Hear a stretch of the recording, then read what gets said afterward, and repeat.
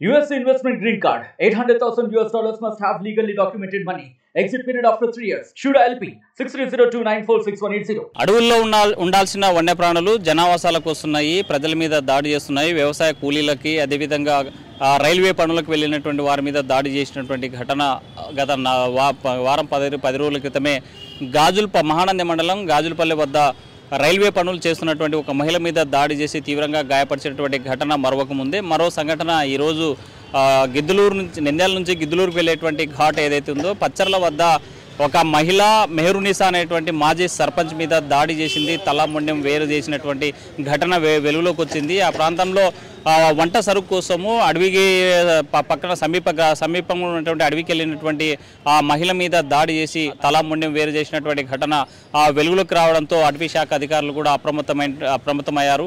అటవీ శాఖ అధికారులు గత వారం 10 రోజుల క్రితం జరిగినటువంటి గాజులపల్లె ఘటన జరిగిన తర్వాత అప్రమత్తమైనటువంటిగా ఉంది. ఆ ప్రాంతంలో చిరుత సంచరిస్తున్న సమాచారం తీసుకున్న తర్వాత అటవీ శాఖ అధికారులు నిఘా వేశారు. అయితే ఇవాళ జరిగినటువంటి ఘటనతో 10 కెమెరాలతో పర్యవేక్షణలో చిరుత జాడ కనిపెట్టేందుకు 2 బోన్లు ఏర్పాటు చేసి బంధించేందుకు సిద్ధమయ్యారు. ఇవాళ జరిగినటువంటి సంఘటన దృష్టిలో పెట్టుకొని ఇప్పటికే అటవీ శాఖ సిబ్బందితో పాటు ఆ ప్రాంతంలో కెమెరాలు బోన్లను తీసుకెళ్లి బంధించేటువంటి ప్రక్రియను కూడా రంగంలో దిగిపోయింది అటవీ శాఖ.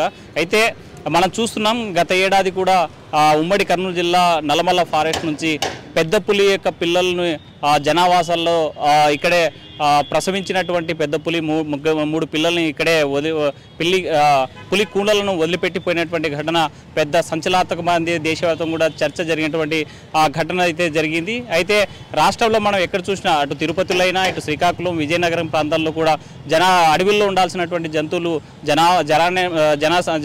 జనావాసాలకు వస్తున్నాయి, దాడులు చేసేట్టున్నాయి.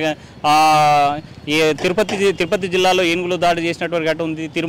తిరుపతి నుంచి తిరుమలకు వెళ్ళేటువంటి దారిలో ఒక చిన్నారిని కూడా పొట్టన పెట్టుకున్నటువంటి చిరుత పెట్టుకున్నటువంటి ఘటనలు కూడా వెలుగులోకి వచ్చాయి. ఏదేమైనా రాష్ట్ర వ్యాప్తంగా ఈ వన్యప్రాణులు మొత్తం ప్రజల మీద దాడులు చేసేటువంటి ఘటనకి ప్రధానమైనటువంటి కారణం అడవుల్లో సరైనటువంటి నీటి వసతులు లేకపోవడము. అక్కడ అటవీ శాఖ అధికారులు నీటి కుంటలను ఏర్పాటు చేసి వేసవి కాలంలో తమ దాహార్తిని తీర్చేటువంటి ప్రక్రియను కొద్దిగా నిర్లక్ష్యంగా వహించడానికి కారణమే దీన్ని ప్రధానంగానే భావిస్తూ ఉన్నారు అటవీ శాఖ ఉన్నతాధికారులు. ఈ నేపథ్యంలోనే అటవీ శాఖ కూడా ప్రతిష్టాత్మక వన్యప్రాణులు జనావాసాలకు రాకుండా ఉండేందుకు అన్ని రకాల చర్యలు తీసుకుంటున్నా కూడా 1-2 ఘటనలు మాత్రం పెద్ద ఎత్తున రాష్ట్ర వ్యాప్తంగా జరుగుతున్నాయి, సంచలనాత్మకంగా మారుతున్నాయి. దీని మీద చర్యలు తీసుకోవాల్సినటువంటి అవసరం ఉంది. అయితే వన్యప్రాణులు సంచరించేటువంటి ప్రాంతాలకి ఎవరు కూడా వెళ్ళొద్దని హెచ్చరించేటువంటి పరిస్థితి కూడా, అవి జనావాసాలకు రావడానికి ఎప్పుడు కూడా ఇష్టపడవు. కానీ ఎక్కడైతే వన్యప్రాణాల యొక్క ఆవాసాలు ఉన్నాయో ఆ ఆవాసాల దగ్గరికి జనాలు వెళ్తున్నారు కాబట్టి దాడులు చేసేటువంటి సంఘటనలు వెలుగులోకి వస్తున్నాయనేసి అటవీ శాఖ అధికారులు గతంలో చెప్పినటువంటి పరిస్థితి ఉంది. దీనిలో అటవీ శాఖ అధికారులు కూడా ప్రజలకు కూడా మోటివేషన్ చేస్తున్నారు.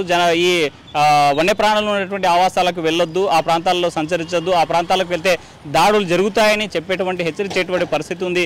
అయితే ఇవాళ ఈ పచ్చళ్ళకు సంబంధించినటువంటి మెహరునిసా మాజీ సర్పంచ్ ఎవరైతే ఉన్నారో ఆ ప్రాంతానికి వంట సరుకు కోసం వెళ్ళినటువంటి నేపథ్యంలోనే చిరుత దాడి చేసింది, తలాముండెను వేరు చేసింది.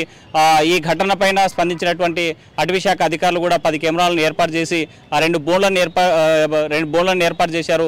మరి ఈ చిరుత జాడ కనిపెట్టేందుకు అటవీ శాఖ అధికారులు రంగంలోకి దిగినటువంటి పరిస్థితి కర్నూలు జిల్లా నల్లమల్ల ఫారెస్ట్లోకి నెలకొంది. వీడియో జర్నలిస్ట్ చంద్రశేఖర్తో హుస్సేన్, RTV కర్నూలు. మరిన్ని వీడియోస్ కోసం ఛానల్ ని సబ్స్క్రైబ్ చేయండి, లేటెస్ట్ అప్డేట్స్ కోసం వాట్సాప్ ఛానల్ ని ఫాలో చేయండి అండ్ లింక్ డిస్క్రిప్షన్ లో ఉంది.